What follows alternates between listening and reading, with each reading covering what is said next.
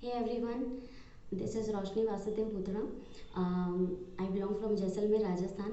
ये वीडियो बहुत ही अवेटेड था और मुझे बहुत सारे लोगों ने बोला कि मैं इसके ऊपर एक वीडियो बनाऊं. तो बिफोर मैं ये वीडियो स्टार्ट करूं, जस्ट अ ब्रीफ इंट्रो. मैंने जस्ट अभी इंग्लिश लिटरेचर में JRF क्लियर किया है. Also this is my fourth attempt in this particular exam.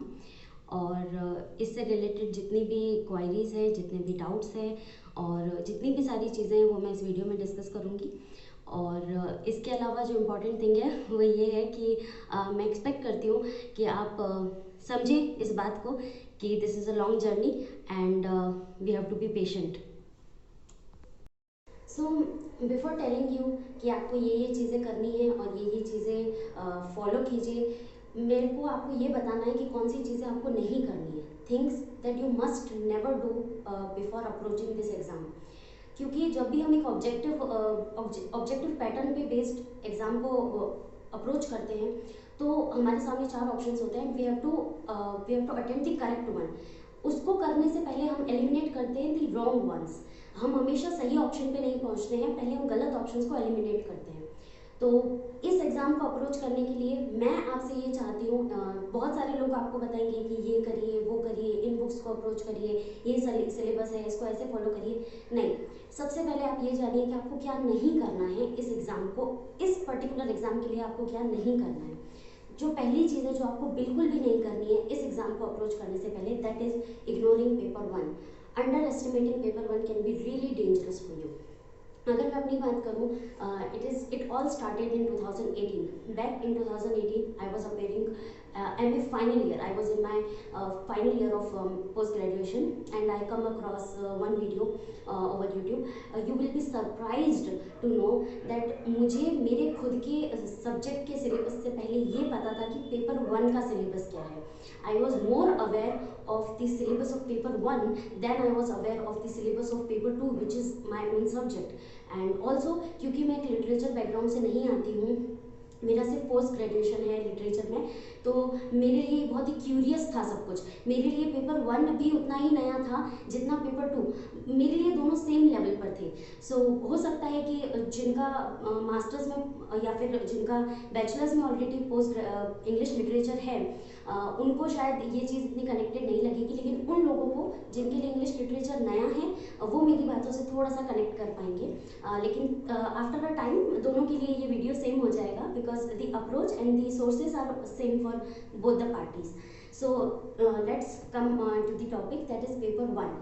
आपको सबसे इम्पॉर्टेंट जो चीज़ है वो ये पता रखनी है इस एग्ज़ाम को अप्रोच करने से पहले कि आपका खुद का जो पेपर है, specially English literature, is unpredictable. इस एग्ज़ाम के लिए इंग्लिश लिटरेचर जो है वो अनप्रिडिक्टेबल है. आप प्रिडिक्ट नहीं कर सकते कि वो कौन से एरियाज से आपको क्वेश्चन पूछेंगे. Specially since it has been started conducting online, तब से ये इतना अनप्रिडिक्टेबल हो गया है दैट समटाइम्स आप स्क्रीन के सामने होते हैं और आपको ये डाउट होता है दैट क्या आप एक लिटरेचर स्टूडेंट हैं, because the level of questions is highly unpredictable and also sometimes absurd. क्योंकि आपको ये लगता है कि अरे ये लिटरेचर स्टूडेंट से पूछा जा रहा है, क्या हम ये पढ़ेंगे अब. सो ये ऐसे थॉट्स आती है जब आप वहाँ बैठे होते हैं. सो अगर आपको सेल थ्रू करना है इस एग्ज़ाम में तो आपको पेपर वन को बहुत ही रिलीजियसली अंडरस्टैंड करना पड़ेगा और ये पता रखना पड़ेगा कि यही एक ऐसा पेपर है जो प्रिडिक्टेबल है, जहाँ पे आप स्कोर कर सकते हैं और जहाँ पे आपके पास अगर एक स्ट्रेटेजी को आप फॉलो करते हैं तो आप टॉपर्स के लेवल का स्कोर कर सकते हैं. ओके, सो ये मैं आपको कह रही हूँ क्योंकि मैंने हमेशा से, मेरे हर अटेम्प्ट में पेपर वन में मैंने बहुत अच्छा स्कोर किया है और उसका रीज़न सिर्फ ये रहा है कि मैंने कभी उसको अंडर एस्टिमेट नहीं किया, neither in my first attempt nor in this one जहाँ पर मैंने JRF क्वालिफाई किया है. सो मैंने पेपर वन को कैसे अप्रोच किया, बहुत ही सिंपल सी उसकी स्ट्रेटेजी है और बहुत ही सिंपल वे में मैं आपको बताऊंगी. पहली चीज़ जो आपको पेपर वन में करनी है, जब मैंने स्टार्ट किया था तो मैंने सिर्फ एक वीडियो देखा था तलवीर सर का. और जैसा कि आप सबको पता है, तलवीर सर पेपर वन पढ़ाते हैं, कॉमर्स नेट अचीवर से हैं वो, और वो पेपर वन पूरा कवर करवाते हैं अपने चैनल पे. तो मैंने कुछ ज़्यादा नहीं किया, मैंने सिर्फ उनका वीडियो देख के उन्होंने जो जो बोला मैंने उसको फॉलो किया। कभी भी आप किसी इंस्ट्रक्टर को अगर सुनते हैं, नो मैटर वो आप ऑफलाइन सुन रहे हैं या ऑनलाइन सुन रहे हैं, कभी भी आप उनको पहले इंटरेक्शन में आप जज मत करिए। आप एक बार कोशिश कीजिए कि आप उनके इंस्ट्रक्शंस को फॉलो करें। अगर वो वहाँ पर खड़े हैं तो ज़रूर उन्होंने वहाँ पर खड़े होने के लिए बहुत कुछ अचीव किया होगा या बहुत कुछ स्ट्रगल किया होगा या कुछ ना कुछ उन्होंने अपनी स्ट्रेटेजी लगाई होगी। सो मैंने तनवीर सर को रिलीजियसली फॉलो किया। उन्होंने जो भी इंस्ट्रक्शंस बोले, उन्होंने अगर ये कहा कि आपको थ्योरी ऐसे पढ़नी है, आपको PYQs ऐसे करने हैं, आपको ऐसे प्रैक्टिस करनी है, मैंने सब कुछ रिलीजियसली फॉलो किया क्योंकि मैं एक बिगिनर थी। तो मैंने उनको जब फॉलो करना स्टार्ट किया मुझे ये समझ में आ गया that this approach is correct. आप इससे बाहर पेपर 1 में कुछ भी नहीं कर सकते। सो पहली चीज़ जो आपको पेपर 1 के लिए करनी है वो क्या है कि आपको सेग्रीगेट करना है यूनिट्स को। पेपर 1 जो है वो 10 यूनिट्स में डिवाइडेड है, ओके, जिसमें से कुछ यूनिट्स जो है वो लॉजिकल है और कुछ यूनिट्स थ्योरेटिकल है। जब हम लॉजिकल यूनिट्स की बात करते हैं जहाँ पर मैथ्स, DI, इसके अलावा आप देखेंगे कि रीजनिंग, ये सारी चीज़ें आपकी लॉजिकल यूनिट्स में आती है। और इसके अलावा कुछ यूनिट्स हैं जो कि क्या है थ्योरेटिकल, जैसे teaching aptitude, research, higher education, ये सारी जो यूनिट्स है वो आती है आपके मोर थ्योरेटिकल पार्ट। तो आपको इनको अप्रोच कैसे करना है? जहाँ तक बात है थ्योरेटिकल पार्ट की, आपको एक बार उसकी थ्योरी ज़रूर अप्रोच करनी है। और उस थ्योरी को अप्रोच करने के लिए मैं आपको सबसे बेस्ट जो बुक है वो सजेस्ट करूँगी, दैट इज़ KVS मलान। इससे बेटर बुक आपको कोई भी नहीं मिलेगी जो आपको थ्योरेटिकल जो यूनिट्स हैं उनके लिए आप अप्रोच कर सकते हैं। मैंने इस बुक को इसके हर अपडेटेड वर्जन की जो थ्योरीज है, तो जब आप थ्योरीज अप्रोच कर रहे हैं, थ्योरीज को अप्रोच करने के बाद आपको ये पता होना चाहिए that the next most important part is MCQs, the PYQs, जो प्रीवियस ईयर क्वेश्चंस हैं। तनवीर सर ने कहा कि आपको बार बार अटेम्प्ट करने हैं PYQs, नो मैटर आप उन्हें कितनी बार भी कर चुके हैं, हर अटेम्प्ट से पहले आप उन्हें वापस से अटेम्प्ट कीजिए। हो सकता है कि इस अटेम्प्ट में आपके 34 राइट हो गए, 35 राइट हो गए, फिर आपको लगता है कि चलो ठीक है अगली अटेम्प्ट में चलो थोड़े से इसे नहीं ट्राई, अब हम पेपर 1 को छोड़ देते हैं, पेपर 2 पे फोकस करते हैं। बट नहीं, पेपर 1 ही की है जो आपको सेल थ्रू करेगा। आपने बहुत सारे लोगों को ये कहते हुए सुना होगा that everyone is a master of their own subject. ये सच है, एक लिमिट तक ये सच है कि हर इंसान अपने सब्जेक्ट का मास्टर होता है।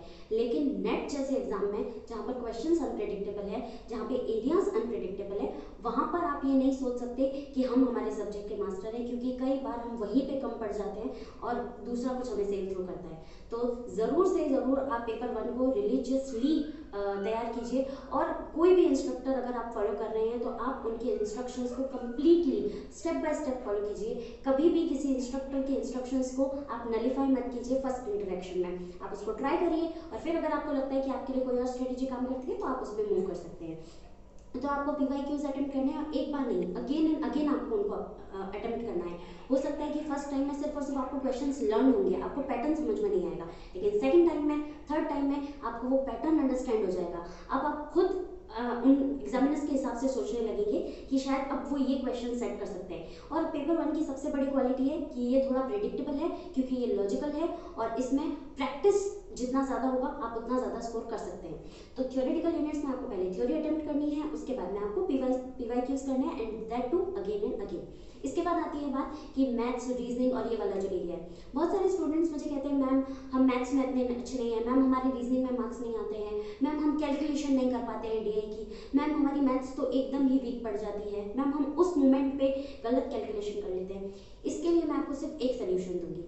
पहला सोल्यूशन ये है कि आप जिस टाइम पे एग्जाम में वो अटेम्प्ट कर रहे हैं, आप कैलकुलेटिव पार्ट को थोड़ा साइड में रखिए, क्योंकि कैलकुलेशन थोड़ा टाइम लेता है। ऑल्सो जब आप एग्जाम दे रहे हैं तो आपके माइंड में प्रेशर होता है, तो आप हो सकता है कि आप उसे वैसे अप्रोच ना कर पाए उस प्रेशर में। तो सबसे पहले आप कैलकुलेटिव पार्ट को स्किप करके आगे बढ़िए। स्टक मत हो जाइए एक पॉइंट पे, आपको स्टक नहीं होना है। If you do not know the answer, if you are not able to calculate the answer, आप उसको स्किप करके आगे बढ़िए। आप सारे क्वेश्चन अटेम्प्ट कीजिए और लास्ट में आप कैलकुलेटिव पार्ट पे आइए, जहाँ पे आपके पास थोड़ा टाइम होता है to do it more patiently.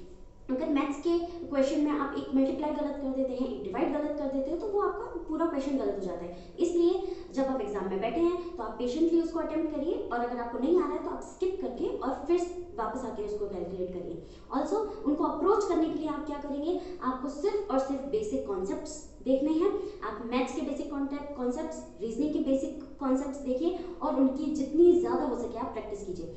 और इसकी भी सिर्फ एक ही है, PYQs। जितना हो सके आप PYQs अटेम्प्ट कीजिए, चाहे वो DI है, चाहे वो मैथ्स है, चाहे वो RC है, चाहे वो कुछ भी है। PYQs is the key to paper 1। अगर आप मुझसे पूछेंगे कि मैंने कितनी बार PYQs अटेम्प्ट किया है, शायद मैंने 10 या 12 बार सेम क्वेश्चंस को अटेम्प्ट किया है। मतलब आप ये सोच सकते हैं मैंने सेम क्वेश्चंस को 10 या 12 टाइम्स अटेम्प्ट किया है। इट मीन्स दैट मेरे लिए वो थाउजेंड्स ऑफ MCQs हो गए। और एक टाइम ये आया जब मुझे पैटर्न ही समझ में आ गया कि इससे आगे ये कुछ नहीं पूछ सकते। ओके, सो यही की है कि आप 50 में से 40 स्कोर कर सकते हैं। अगर आप इससे रिलेटेड और भी कोई क्वेरी आपके दिमाग में है या आप कुछ और जानना चाहते हैं तो आप कमेंट सेक्शन में लिख सकते हैं। मैं डेफिनेटली आपकी हेल्प करूंगी पेपर 1 से रिलेटेड। नाउ आफ्टर पेपर 1 मैं आपसे शेयर करना चाहूँगी the strategy to ace our own paper. English literature की मेरी क्या स्ट्रेटेजी रही। जैसे कि मैंने आपको बताया कि मैं शुरू से एक लिटरेचर स्टूडेंट नहीं रही हूँ। मेरा जो बैकग्राउंड है वो साइंस बैकग्राउंड है। मैंने सिर्फ और सिर्फ पोस्ट ग्रेजुएशन के लिए इंग्लिश लिटरेचर को ऑप्ट किया और दैट टू मेरा पोस्ट ग्रेजुएशन वो एक डिस्टेंस यूनिवर्सिटी से हुआ। तो मेरे पास कोई प्रोफेसर्स नहीं थे, मेरे पास कोई टीचर्स नहीं थे। You know I had no one जो मुझे ये बता सके कि ये पर्टिकुलर सब्जेक्ट इसमें क्या आता है, कैसे पढ़ना है, इसको कैसे अप्रोच करना है। मेरे पास कोई भी नहीं था। But the only thing that I had was fire. This was the only thing that I had. जब मैंने सब्जेक्ट को ऑप्ट किया मुझे पता था कि मैं बहुत सारे लोगों की जो एक्सपेक्टेशंस है मुझसे मैं उससे अलग कुछ ऑप्ट कर रही हूँ। Because I belong to a science background. After having my BSc मैंने एकदम से डिसाइड किया दैट मुझे मूव करना है टू इंग्लिश लिटरेचर। और जब मैंने ये डिसीजन लिया तो obviously there were some eyebrows that were raised और मुझे उन लोगों को आंसर करना पड़ा। बट मैंने उन सबको इग्नोर करके अपने आप से एक प्रॉमिस किया that one day I am going to do something in this subject only. और मैंने उसको अप्रोच किया। So the only thing that will help you is fire. बहुत सारा ऐसा टाइम आएगा इस सिलेबस की वास्टनेस देख के आपको लगेगा कि ये नहीं होने वाला है, आप डल हो जाएंगे। देयर विल बी डेज जहाँ पे आपको ये लगेगा no it is not possible. लेकिन वही डेज है जो आपको यहाँ तक पहुँचाएंगे और मुझे भी उन्हीं डेज ने यहाँ तक पहुँचाया है। सो पेपर 2 के लिए मैं आपको step by step strategy share करूंगी जो मैंने अप्लाई किया, जो मैंने फॉलो किया और जिसने मुझे यहाँ तक पहुँचाया। सो पहली चीज़ जो आपको पेपर 2 के लिए आनी चाहिए वो है आपका MA का सिलेबस। नो मैटर आप किसी भी यूनिवर्सिटी से हैं, नो मैटर आप किसी भी कॉलेज में पढ़ रहे हैं, कहीं से भी आपका सिलेबस प्रिस्क्राइब्ड है, आप सिर्फ और सिर्फ अपने MA के सिलेबस को थॉरोली स्टडी कीजिए। आपको थॉरोली उसको रीड करना है। आपके MA के सिलेबस में ऐसा कोई भी चैप्टर, ऐसा कोई भी राइटर, ऐसी कोई भी बैकग्राउंड इन्फॉर्मेशन नहीं होनी चाहिए जो आपके पास नहीं है।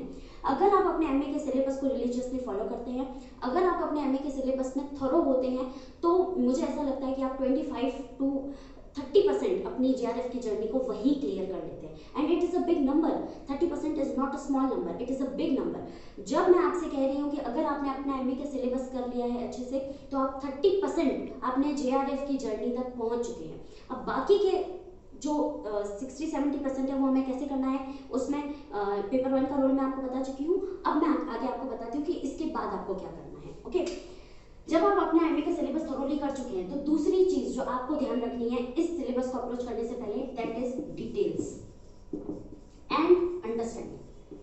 Details and understanding. सो यहाँ पर मैं आपको बताना चाहूंगी कि डिटेल्स का मतलब क्या है। जब आप अपने MA के सिलेबस को थोरोली पढ़ते हैं इसका मतलब ये नहीं है कि आप उसको यूनिवर्सिटी जैसे आपका एग्जाम ले रही है वैसे पढ़िए, नहीं।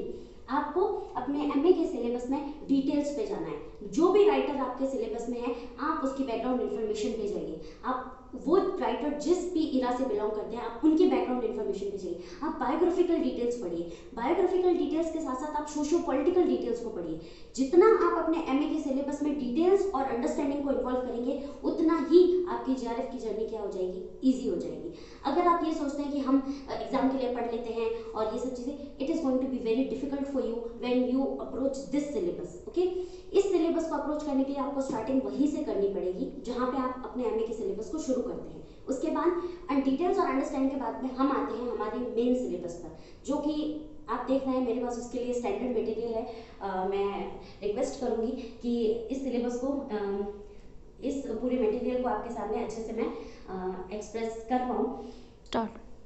ओके, सो ये हमारे सोर्सेज हैं। इसके अलावा भी बहुत है, but these are the standard sources जो आप अप्रोच कर सकते हैं। मैं ये नहीं कहूँगी कि आप हर एक बुक इसमें से परचेज कीजिए, आप हर एक बुक इसमें से पढ़िए। सबका अपना तरीका होता है पढ़ने का, सबका अपना तरीका होता है सिलेबस को अप्रोच करने का। सो मैं आपसे कुछ शेयर करूँगी मेरे टिप्स जो कि मैंने फॉलो किए, और वो चीज़ें जो मैंने गलत की मैं आपसे रिक्वेस्ट करूँगी कि आप उनको गलत ना करें। सो सबसे पहली चीज़ जो आपके पास होनी चाहिए वो है ये, this is the syllabus of UGC net English literature and paper 1। आपके पास ये हार्ड कॉपी फॉर्म में हमेशा अवेलेबल होना चाहिए, क्योंकि आप कोई भी जर्नी बिना मैप के नहीं स्टार्ट कर सकते। अगर आपको डेस्टिनेशन ही नहीं पता है, अगर आपको यही नहीं पता है कि आपको कौन सी रोड लेनी है, कौन से रास्ते पे जाना है, तो आप बस घूमते घूमते उसी प्लेस पे वापस स्टक हो जाएंगे। तो ये दो चीज़ें जो मैं आपके सामने अभी रख रही हूँ, ये बहुत बहुत इंपॉर्टेंट है यूजीसी नेट के एस्पेक्ट से, कि आपके पास सिलेबस एकदम सॉलिड फॉर्म में होना चाहिए, हार्ड कॉपी में होना चाहिए, और आपको बाय हार्ट लर्न होना चाहिए। तो ये दो सिलेबस है मेरे पास। एक ये यूजीसी का प्रिस्क्राइब्ड सिलेबस है जो यूजीसी सारी यूनिवर्सिटीज़ के पास भेजती है। इसमें से यूनिवर्सिटीज़ अपना सिलेबस डिसाइड करती है। ये यूजीसी का प्रिस्क्राइब्ड सिलेबस है फॉर इंग्लिश लिटरेचर। और दूसरा मेरे पास है ये यूजीसी की ऑफिशियल वेबसाइट से लिया हुआ सिलेबस है जो पेपर 1 का है, और इसके पीछे मेरे पास अर्पिता कर्मा मैम का सिलेबस है जो उन्होंने अपनी वेबसाइट पे डाला है। ओके, आप जो भी कंफर्टेबल समझते हैं आप उस सिलेबस को फॉलो कर सकते हैं। So there might be some noises, आप थोड़ा सा एडजस्ट कर लीजिए, बिकॉज मैं अपने घर से ही ये सब शूट कर रही हूँ। So there might be some noises, है ना। सो आफ्टर द सिलेबस हम यूनिट्स पे जाते हैं। जो आपकी फर्स्ट 4 यूनिट्स है that is clearly related to the literary text. हमारे पास पोएट्री है, हमारे पास फिक्शन है, हमारे पास नॉन फिक्शन है, और हमारे पास ड्रामा है। तो हमें इन चारों यूनिट्स को अप्रोच करने का एक स्टैंडर्ड प्रोसीजर है जिसको अप्लाई करना है। ये चारों जो है ना, ये बेसिकली एक शॉर्ट फॉर्म है उस लंबे सिलेबस का जो इससे पहले यूजीसी ने आपको दिया था। इससे पहले जो सिलेबस था वो इराज में डिवाइडेड था, एजेस में डिवाइडेड था, और वर्ल्ड लिटरेचर से जो सारी चीज़ें आती है उसमें डिवाइडेड था। बट अब इन्होंने इसको एकदम ही प्रिसाइज कर दिया है। It means that whatever includes in world literature, whatever includes in English literature will there be in your syllabus. तो इसको अप्रोच हम अगर हिस्ट्री ऑफ इंग्लिश लिटरेचर की बात कर रहे हैं तो मैं आपको जो बुक सजेस्ट करूंगी that is the Rutledge history of literature in English. इस बुक की जो क्वालिटी है वो ये है कि इसमें फैक्चुअल इन्फॉर्मेशन है। अगर आप बायोग्राफिकल डिटेल्स जानना चाहते हैं तो मैं आपको सजेस्ट करूंगी कि आप विलियम जे लॉन्ग पढ़ सकते हैं, ठीक है। अगर आप स्कॉलरली डिटेल्स पे जाना चाहते हैं तो आप a critical history of English literature by David Daiches, आप इस पे जा सकते हैं, क्योंकि इसमें आपको स्कॉलरली डिटेल्स मिलेंगे। लेकिन क्योंकि हम इस पर्टिकुलर एग्जाम को अप्रोच कर रहे हैं तो हमारा अप्रोच बहुत ही प्रिसाइज होना चाहिए। Rather than having many sources, you must segregate, you must collect your sources to the minimal, और उसको आप बहुत अच्छे से प्रिपेयर करिए, ठीक है। 10 बुक्स पढ़ने से अच्छा है कि आप एक बुक को 10 बार पढ़िए, ठीक है। तो मेरा जो सजेशन है वो ये है कि इस एग्जाम को अप्रोच करने के लिए आपको the Routledge history of English literature पढ़ना चाहिए, क्योंकि ये आपका वन स्टॉप सोल्यूशन है फॉर ब्रिटिश लिटरेचर, क्योंकि इसमें आपको post modern even 21st century तक का लिटरेचर भी कवर्ड मिलता है। इसके बाद जो सबसे इंपॉर्टेंट लिटरेचर है that is American literature. American literature की जहाँ तक बात है, मैं इसके लिए आपको कोई भी बुक सजेस्ट नहीं करूँगी, क्योंकि जहाँ तक अमेरिकन लिटरेचर की बात है उस पर एक पूरी बुक पढ़ने से अच्छा है कि यूजीसी ने जो प्रिस्क्राइब किया है सिलेबस, आप उसको पढ़िए। यूजीसी के सिलेबस में आपको सारे के सारे इंपॉर्टेंट राइटर्स, इसके अलावा इंपॉर्टेंट टॉपिक्स, इसके अलावा जो भी इंपॉर्टेंट बैकग्राउंड इंफॉर्मेशन है वो सारा यूजीसी के सिलेबस में प्रिस्क्राइब्ड है। तो आप सिर्फ और सिर्फ अमेरिकन लिटरेचर के लिए यूजीसी का जो स्टैंडर्ड सिलेबस है आप उसको फॉलो करिए, और वहाँ से आपको बहुत सारे क्वेश्चंस और बहुत सारी इंफॉर्मेशन आपको मिल जाएगी। उसके बाद भी ये आपके ऊपर डिपेंड करता है, if you want to approach any book you are free to do that. इसके बाद हम बात करते हैं, क्योंकि हम इंडिया से बिलोंग करते हैं तो इंडियन लिटरेचर इन इंग्लिश बहुत इंपॉर्टेंट हो जाता है। उसके लिए मेरा आपको जो सजेशन रहेगा वो है concise history of Indian literature in English by A.K. Mehrotra, और इसके नीचे आप एक बुक देख सकते हैं, अ history of Indian English literature bye M.K. Naik. मैंने इन दोनों बुक्स को पढ़ा है, लेकिन मैं आपको सजेस्ट करूंगी कि आप ए के मेहरोत्रा को अप्रोच करिए, क्योंकि इसमें आपको वो सारी डिटेल्स मिलती है जो आपको एम के नाइक में मिलती है। ऑल्सो जो एडिशनल इन्फॉर्मेशन है दैट इज पोस्ट इंडिपेंडेंस, वो आपको ए के मेहरोत्रा में बहुत ही क्लियरली मिलती है। जो सारे वर्क्स पोस्ट इंडिपेंडेंस है और पोस्ट 1960s हैं, वो सारे आपको ए के मेहरोत्रा में मिल जाते हैं। सो इंडियन इंग्लिश लिटरेचर को अप्रोच करने के लिए मेरा जो सजेशन है वो है ए के मेहरोत्रा। इसके अलावा आपको एक और चीज को फॉलो करना है for Indian English literature, that is UGC's prescribed syllabus.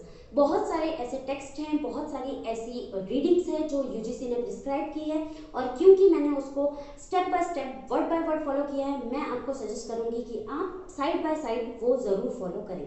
इसके बाद हम वर्ल्ड लिटरेचर की बात करते हैं। इसके लिए भी मैं आपको कोई भी बुक, कोई भी सोर्स बिल्कुल भी सजेस्ट नहीं करूंगी। मैं आपसे कहूंगी कि आप इंटरनेट और विकिपीडिया से आप ये सारी चीज़ें कर सकते हैं, लेकिन आपको अप्रोच कैसे करना है, कौन से राइटर्स को अप्रोच करना है, कौन से लिटरेचर को अप्रोच करना है, ये सब आपको यूजीसी के सिलेबस में मिलेगा, जिसकी हार्ड कॉपी मैंने आपको पहले ही बताई है, ये मेरे हाथ में है। सो कुछ 50-60 पेजेस का ये सिलेबस है, आप इसको ध्यान से देखिए और आप इसको हार्ट बाय हार्ट लर्न करिए, ओके, क्योंकि इसमें आपको वो सारी चीज़ें मिलेंगी जो इस एग्जाम के लिए इंपॉर्टेंट है। तो वर्ल्ड लिटरेचर, चाहे वो रशियन है, चाहे वो अफ्रीकन है, चाहे वो कनेडियन है, चाहे वो पोस्ट कॉलोनियल, जो सा भी लिटरेचर बच जाता है उसको आपको यूजीसी के स्टैंडर्ड सिलेबस से ही कवर करना है। I don't want you to make the same mistake that I have made while reading world literature. मैंने सारे के सारे राइटर्स की बायोग्राफिकल इन्फॉर्मेशंस, इसके अलावा बहुत सी एब्जर्व चीज़ें, बहुत सी अनइम्पॉर्टेंट चीज़ें मैंने नोट डाउन करी, मैंने पढ़ा, लेकिन मुझे जब मैं अप्रोच कर रही थी तो मुझे समझ में आ गया कि इन सब की कोई ज़रूरत नहीं है। आप वर्ल्ड लिटरेचर के लिए यूजीसी के सिलेबस को अप्रोच कर सकते हैं। इससे आगे हम बढ़ते हैं, जो हमारी नेक्स्ट यूनिट है that is language, linguistics and language in use, जो आपकी अगली यूनिट है। इसके लिए मैं आपको कोई भी बुक सजेस्ट नहीं करूंगी, लेकिन मैं आपको एक यूट्यूब चैनल सजेस्ट करूंगी that is ePG Pathshala. EPG Pathshala के ऊपर language, linguistics and language in use, इन सारे के सारे टॉपिक्स पे एक कंप्लीट प्लेलिस्ट है। मैं आपको सजेस्ट करूंगी कि आप उस प्लेलिस्ट को देखिए, सबसे पहला। दूसरा कि उसमें जो भी कंटेंट है वो ई कंटेंट अवेलेबल है। अगर आप वीडियोस के साथ कंफर्टेबल नहीं हैं, जैसे कि मैं भी वीडियोस के साथ कंफर्टेबल नहीं होती हूँ, तो आप क्या कर सकते हैं, आप उनका इस तरीके से प्रिंट निकलवा सकते हैं। मैं काफ़ी चीज़ों के इस तरीके से प्रिंट निकाल देती हूँ, तो आप ईपीजी पाठशाला के कंटेंट का भी प्रिंट निकाल के उसे इस तरीके से प्रिंट करवा सकते हैं, ओके, और फिर आप उसको रीडिंग के साथ अप्रोच कर सकते हैं। इसके बाद हमारा अगला टॉपिक है अगला हमारा यूनिट है वो है कल्चरल स्टडीज़। कल्चरल स्टडीज़ के लिए भी मेरा सेम अप्रोच है कि आपको कोई भी बुक आपको अप्रोच करने की ज़रूरत नहीं है, सिर्फ और सिर्फ आपको क्या करना है, ईपीजी पाठशाला की जो कल्चरल स्टडीज़ की प्लेलिस्ट है आपको उसको वॉच करना है, उसके ई कंटेंट को डाउनलोड करना है। और जैसे कि आप ये देख सकते हैं, ये सारे ही मेरे ई कंटेंट है, ये सब मेरे ई कंटेंट हैं, या फिर वो फॉरेन पब्लिकेशन बुक्स है जो इंडिया में या तो अवेलेबल नहीं है, और अगर अवेलेबल है तो बहुत ही हाई चार्जेस पे मिलती है, जिसको हर स्टूडेंट अफोर्ड नहीं कर सकता है। तो मैं इनके प्रिंट आउट्स निकालती हूँ, इनकी हार्ड कॉपीज बनवा लेती हूँ और इस तरीके से बाइंडिंग करके और मैं हार्ड कॉपीज को रेडी करती हूँ। तो मैं आपसे भी यही सजेस्ट करूँगी कि कल्चरल स्टडीज़ के लिए आपको सिर्फ ईपीजी पाठशाला के कंटेंट को देखना है, उसके बाद में उस कंटेंट को आपको, अगर आप कंफर्टेबल हैं तो आप ई कंटेंट को डाउनलोड करके उसके प्रिंट निकलवा सकते हैं। इससे बेटर सोर्स आपको नहीं मिलेगा। अब हम बात करते हैं लिटरेरी क्रिटिसिज्म के बारे में। बहुत सारे लोग शायद आपको इस बुक के बारे में नहीं बताएंगे, क्योंकि मुझे कभी भी किसी ने इस बुक के बारे में नहीं बताया, but this is by far the best source that you can have on literary criticism, that is a history of literary criticism by Harry Blamires. ये जो बुक है ये शायद ही आपको किसी ने इस बुक के बारे में बताया होगा, but this is the best source and one stop solution for history of English criticism. अब आप मुझसे पूछेंगे मैम आप ऐसा क्यों कह रहे हैं, because it covers each and every literary critic in detail and also the literary approaches, the critical approaches that they had. तो ये मेरा सजेशन है। इसके अलावा अगर आप थोड़े से इजी सजेशन पे जाना चाहते हैं तो मेरे पास यहाँ पर एक बुक है जो आप देख सकते हैं, that is an introduction to English criticism by B Prasad. ये एक इजी सोल्यूशन है, ये इजी सोल्यूशन है और ये वन स्टॉप सोल्यूशन है जो मैंने इससे पहले आपको सजेस्ट किया, that is history of literary criticism by Harry Blamires, okay. इसके बाद जो हमारी अगली यूनिट है दैट इज लिटरेरी थ्योरी। बहुत सारे लोगों को ये बहुत कॉम्प्लेक्स लगती है, बहुत सारे लोगों को ये बहुत डिफिकल्ट लगती है, बहुत सारे लोग ये कहते हैं कि हमसे ये होती ही नहीं है, लेकिन मेरे सिंपल सजेशंस है। बहुत सारे लोग आपको ये बुक सजेस्ट करेंगे, a beginning theory by Peter Barry. अगर आप मुझसे पूछेंगे तो मुझे इस बुक से ज़्यादा किसी बुक ने अगर इम्प्रेस किया है, that is this book, a literary theory by Raman Selden. ये बुक जो है literary theory, approach to literary theory by Raman. So while talking about literary theory, जैसे कि आप जानते हैं कि बहुत सारे लोग आपको सजेस्ट करेंगे Peter Barry, beginning theory by Peter Barry. Of course ये एक स्टैंडर्ड बुक है, but if you ask me, मैं आपको क्या सजेस्ट करूंगी in my journey of JRF, जिसको मैंने फॉलो किया, that is this book. Sorry, इसका कवर पेज आपको नहीं मिलेगा क्योंकि मैंने इसको प्रिंट करवाया है like the other sources. So this is literary theory by Raman Selden. मुझे इसकी जो लैंग्वेज है वो बहुत ही ज़्यादा स्टूडेंट फ्रेंडली लगी, बहुत ही इजी तरीके से कॉन्सेप्ट को समझाया है इसमें। And also this book has one quality that you do not simply lose the contact. आपका जो कॉन्टेक्ट है, आपका जो लिंक है वो लूज नहीं होता है, आपका कनेक्शन लूज नहीं होता है वाइल रीडिंग द थ्योरीज। कई बार ऐसा होता है कि आप एक थ्योरी को पढ़ के जब दूसरी थ्योरी पे जाते हैं, you simply lose the connection. आप भूल जाते हैं कि अभी साइको एनालिसिस में क्या पढ़ा था, अभी स्ट्रक्चरलिज्म में क्या पढ़ा था, सब मिक्स हो जाता है, डिकंस्ट्रक्शन ऊपर से जा रहा है। बट इस बुक को पढ़ने से मुझे ऐसा लगा कि that my connections have become stronger when it comes to literary theory. So मैं आपको सजेस्ट करूंगी a literary theory by Raman Selden. और दूसरा, ऑफ कोर्स इसका कोई भी अल्टरनेटिव नहीं है हमारे पास, that is contemporary literary and cultural theory by P K. Nayar. Of course इसका कोई भी दूसरा ऑप्शन नहीं है। This was the first book that I approached while reading literary theory, and yes, it has made my basis stronger. मेरे base जो है वो स्ट्रॉन्गर हो गए इस बुक को पढ़ने के बाद। स्टिल मैं आपको सजेस्ट करूंगी कि आप Raman Selden story of English in India by N Krishnaswamy and Lalita Krishnaswamy, ये बुक आपको कंप्लीटली बताती है कि इंग्लिश का पास्ट, प्रेजेंट और फ्यूचर क्या है इंडिया में। I have loved this book क्योंकि बहुत ही कंसेप्चुअल है, बहुत ही फैक्चुअल है। आप अगर बहुत ही आर्डेंट रीडर हैं तो आप एक नाइट के अंदर इस बुक को ख़त्म कर सकते हैं। तो ज़रूर आप इस बुक को अप्रोच कीजिए, क्योंकि मुझे ऐसा लगता है कि इससे बेस्ट सोर्स इस यूनिट के लिए आपको शायद मिलेगा। Okay, so after all this we have come to the last unit, that is research methodology. अगर हम रिसर्च मेथडोलॉजी और रिसर्च मेथड्स की बात करते हैं, क्योंकि ये पेपर 1 की भी एक यूनिट है, but still I have just one book here, Research Methods in English by M.P. Sinha. I have approached this book for research methodology. It has helped me a lot.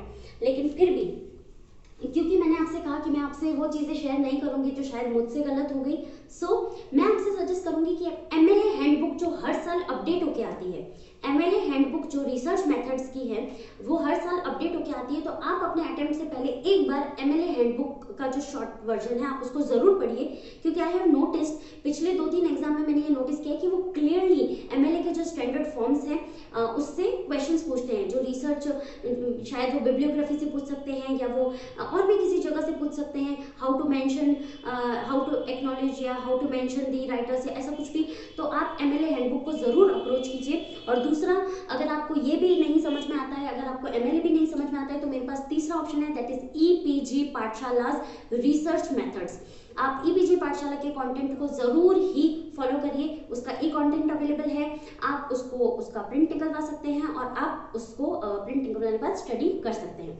इसके अलावा एक हमारे पास unit रह जाती है, that is pedagogy, जो कि included है लैंग्वेज लिंग्विस्टिक्स और उस यूनिट में। पेडागोजी के लिए मेरे पास एक बुक है जो आप यहाँ पे देख सकते हैं, pedagogy of English by Snehlata Chaturvedi and Indira Bhardwaj. ये बुक है मेरे पास पेडागोजी ऑफ इंग्लिश के लिए। मेरे पास बुक्स हर टॉपिक के लिए अवेलेबल है, लेकिन फिर भी मैं आपको सजेस्ट करूंगी कि इस बुक के साथ साथ अगर आप अप्रोच कर सकते हैं तो ईपीजी पाठशाला का जो कंटेंट है इससे रिलेटेड, पेडागोजी ऑफ इंग्लिश से रिलेटेड ईपीजी पाठशाला का कंटेंट आपको बहुत ही ज़्यादा अप्रोचेबल लगेगा, बहुत ही ईजी लगेगा और आपकी पेडागोजी जो है वो बहुत ही ईजिली कवर हो जाएगी।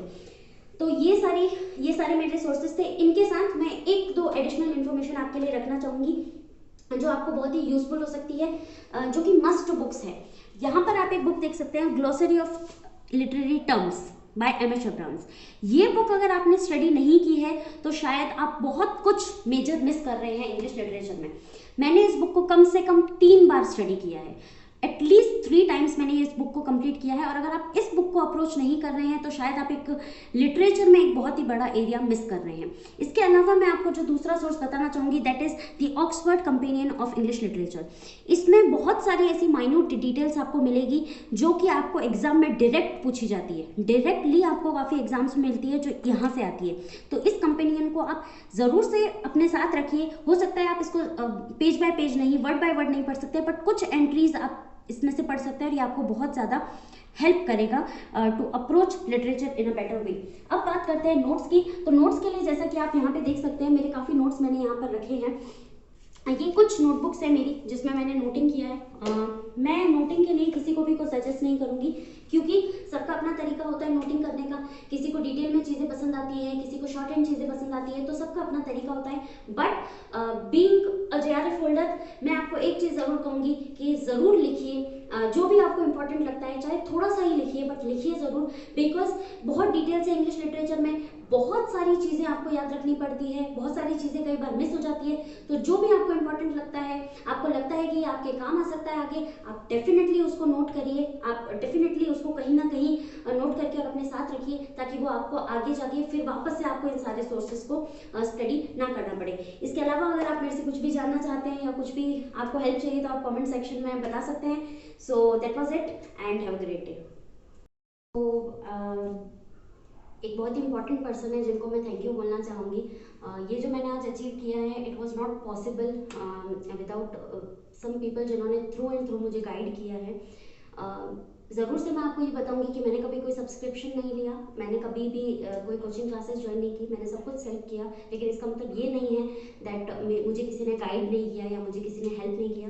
अंकित सर एक ऐसे सर हैं जो कि डे 1 जब मैं कुछ भी नहीं थी, जब मैं ज़ीरो पर थी, मैं लिटरेचर के बारे में कुछ भी नहीं जानती थी, तब अंकित सर वहाँ थे। अंकित सर ने बहुत ही हम्बल होके मुझसे बात किया, मुझे अप्रोच किया। उन्होंने कभी मुझे ये फील नहीं होने दिया कि मैं एक बिगिनर हूँ, मुझे कुछ नहीं आता है या मैं नहीं कर सकती हूँ। Ankit sir has been the most humble teacher जिन्होंने हमेशा बहुत ही रिस्पेक्टफुली, बहुत ही पोलाइटली और बहुत ही अफेक्शनेटली मुझे गाइड किया। जब मैंने नेट क्लियर किया था तब भी मुझे याद है Ankit sir was the first person जिनसे मैंने फ़ोन पे बात किया और मैंने उनसे पूछा कि सर मैं आगे क्या करूँ, तब अंकित सर ने मुझे गाइड किया। और अभी भी जब ये क्लियर हुआ तो मैंने Ankit sir was the only teacher जिनको मैंने ये भेजा और मैंने अंकित सर से कहा कि सर देखिए मैंने क्लियर कर लिया। और अंकित सर ने मुझे उसके बाद अंकित सर ने मुझसे फ़ोन पे बात करके और मुझे फिर से मोटिवेट किया, गाइड किया, मुझे ये कहा कि मैम अब आप ये कर सकती हैं, अब आप वो कर सकती हैं। सो मैं ये नहीं कहूँगी कि you know that he was the only person, but he was very important in this journey. और मैं आपसे अगर आप उनसे सब्सक्रिप्शन लेते हैं नहीं लेते हैं that is other thing, but आप उनसे बात ज़रूर करिए, वो आपको एकदम सही गाइडेंस देंगे, वो आपको सही चीज़ हमेशा बताएंगे। So thank you so much Ankit sir.